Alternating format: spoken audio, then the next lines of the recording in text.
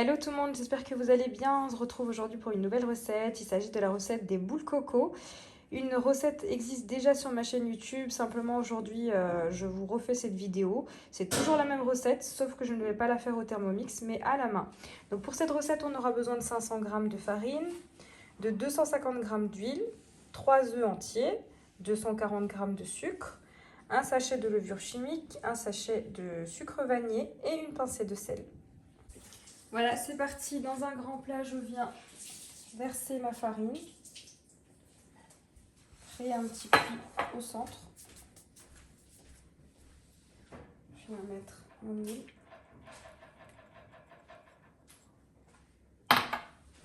Je vais mettre le sucre.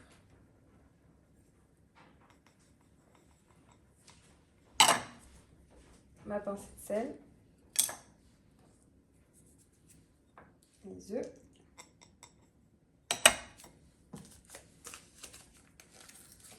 Le sucre vanillé. Et la levure chimique. Et on va former notre pâte.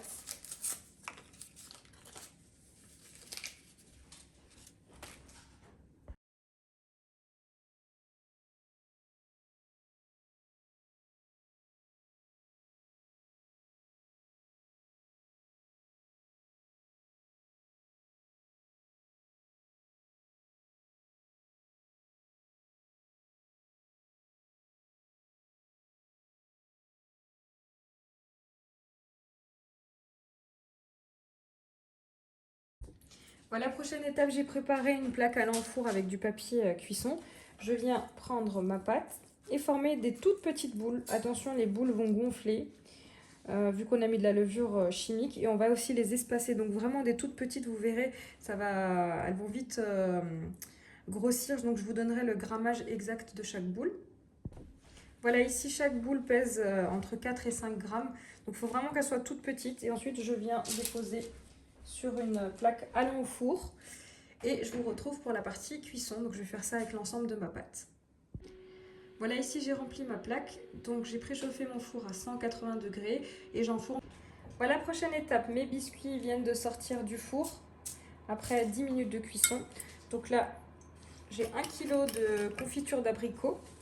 Je vais rajouter un filet de fleurs d'oranger pour venir parfumer ma confiture.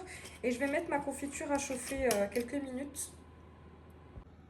Voilà, j'ai fait chauffer ma confiture pour la liquéfier. Donc à présent, je vais pouvoir tremper mes biscuits.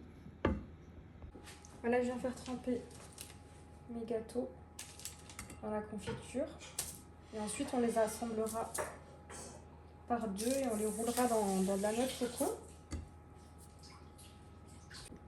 Donc on les laissera tremper quand même 5 bonnes minutes pour avoir un gâteau fondant en bouche.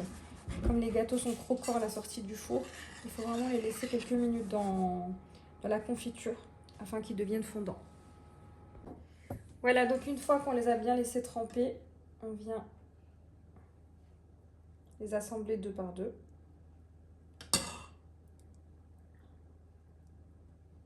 Et ensuite on vient les rouler dans de la noix de coco râpée. Et ensuite, on dispose directement notre boule de coco, soit dans une boîte hermétique, sur une assiette. Voilà ce que ça donne. Et voici, cette vidéo arrive à sa fin. J'espère que vous avez aimé cette vidéo. N'hésitez pas à me laisser un commentaire. Et comme d'habitude, je vous dis à très vite pour de nouvelles vidéos.